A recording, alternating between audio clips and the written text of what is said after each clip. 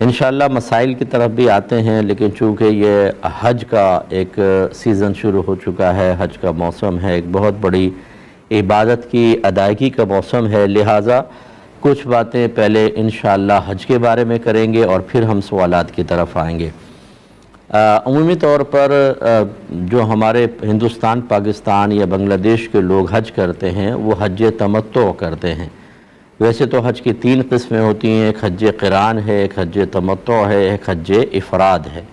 لیکن زیادہ تر حج تمتع کرتے ہیں۔ حج قران میں کیا ہوتا ہے کہ حج اور عمرے کا احرام ایک ساتھ باندھا جاتا ہے، یعنی دونوں کی نیت ایک ساتھ کی جاتی ہے، اور عمرہ کی ادائیگی کے بعد پھر انسان احرام کی پابندی سے باہر نہیں نکلتا، اسی احرام میں وہ حج ادا کرتا ہے۔ اور حج تمتع میں بینیفٹ یہ ہوتا ہے کہ پہلے آپ صرف عمرے کا احرام پہنتے ہیں، عمرہ کرتے ہیں، عمرے کے بعد حلق وغیرہ کرا کے فارغ ہو جاتے ہیں، اور پھر 8 ذی الحجہ کو حج کا احرام دوبارہ باندھتے ہیں۔ تو یہ اگر فرض کر لیں کہ آپ 1 یا 2 ذی الحجہ کو پہنچے تو 8 تک کے جو درمیان کے دن ہیں وہ پھر آپ نارمل حالت میں گزار سکتے ہیں، جبکہ حج قران والا ان 6-7 دنوں کو بھی احرام کی تمام تر پابندیوں کے ساتھ گزارنے پر مجبور ہے۔ اور تیسرا حج افراد ہوتا ہے کہ جس میں صرف حج کا احرام پہنا جاتا ہے، اس میں عمرے وغیرہ کی نیت نہیں کی جاتی، لیکن اکثر جو ہے وہ حج تمتع کرتے ہیں، یعنی پہلے عمرے کا احرام پہنتے ہیں اور پھر جا کر عمرہ کی ادائیگی کے بعد حلق وغیرہ کرا کے پابندی سے باہر ہو کر 8 ذی الحجہ کو دوبارہ احرام پہنتے ہیں، جو آپ کے لیے آسانی ہو۔ چند چیزیں ذرا امپورٹنٹ ہوتی ہیں۔ پہلی بات تو یہ کہ آپ کی فلائٹ پہلے کہاں جا رہی ہے، اس کا ذرا تعین ضروری ہوتا ہے۔ اگر آپ کی فلائٹ پہلے مدینہ منورہ جائے گی، یعنی آپ پہلے مدینہ منورہ جائیں گے، چاہے فلائٹ پہلے جدہ جائے اور جدہ سے آپ مدینہ جا رہے ہیں، ڈائریکٹ مکے جانے کا ارادہ نہ ہو تو یاد رکھیں اپنے گھر سے احرام کی پابندی اختیار نہ کریں۔ آپ بالکل نارمل کپڑوں میں آئیں، وہاں جدہ اتریں، جدہ اتر کے اگرچہ آپ نے میقات کراس کیا ہے، لیکن چونکہ آپ کا ارادہ براہ راست مکہ جانے کا نہیں ہے، اس لیے احرام کی پابندی لازم نہیں ہے۔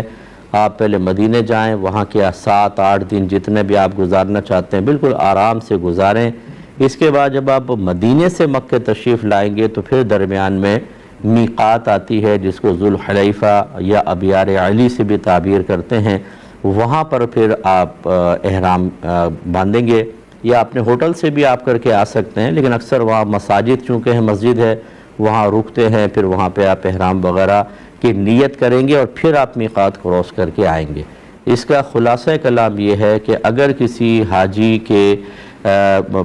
مکے جانے کے درمیان 2 میقات آئیں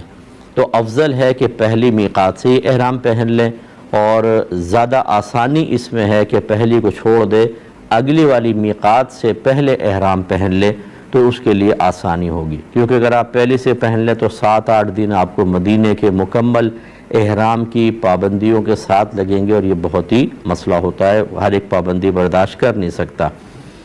یاد رکھیں کہ جب بھی آپ احرام کی نیت کریں گے تو تلبیہ اس کے لیے شرط ہوتی ہے،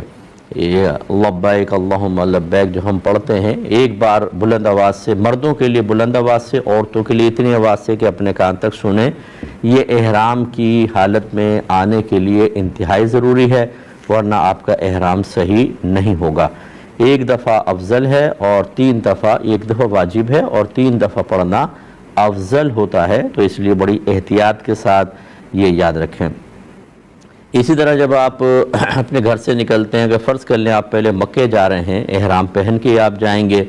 تو کوشش کریں کہ جب آپ جہاز میں بیٹھ جائیں اس وقت نیت کریں۔ اس سے پہلے ذرا خطرات ہوتے ہیں، خوشبو وغیرہ لگنے کے امکانات ہوتے ہیں، اگر آپ گھر سے ہی نیت کر کے نکل جائیں اور کسی شخص سے خوشبودار ہاتھ آپ کے ہاتھ پر لگ گئے، آپ گلے ملے اور اس کی خوشبو آپ کے احرام تک پہنچ گئی، تو اس میں جرائم کے مسائل ہو سکتے ہیں، اس میں کفارے کے مسائل ہو سکتے ہیں۔ اس لیے بہتر یہ ہے کہ پہلے آپ جہاز میں بیٹھ جائیں، اس کے بعد کھانا وغیرہ کھا لیں، پھر آپ احرام کی نیت کریں، آرام سے کر لیں، اور پھر وہ ایک دوسرے کو تلبیہ وغیرہ یاد کروا دیں۔ لیکن اس میں ایک بہت ہی اہم چیز ہوتی ہے، بعض لوگ کھانا وغیرہ کھا کے کہتے ہیں کہ چلو ہم ابھی تو نہیں کرتے احرام کی نیت، جب قریب آئے گی تو جہاز والے بتا دیتے ہیں، اناؤنسمنٹ ہوتی ہے کہ یہ لملم قریب آ رہا ہے اور آپ میقات سے پہلے نیت کر لیں، لیکن اس میں بعض اوقات میں نے دیکھا ہے کہ لوگ سوتے رہ جاتے ہیں اور پھر وہ وقت گزر جاتا ہے۔ اگر آپ سوتے ہوئے میقات سے گزر گئے اور آپ نے پہلے نیت نہیں کی تھی تو آپ پر دم لازم ہو جائے گا، یعنی حدود حرم میں ایک بکرا یا دمبا ذبح کرنا ہوگا، اس لیے اچھی طرح اس میں احتیاط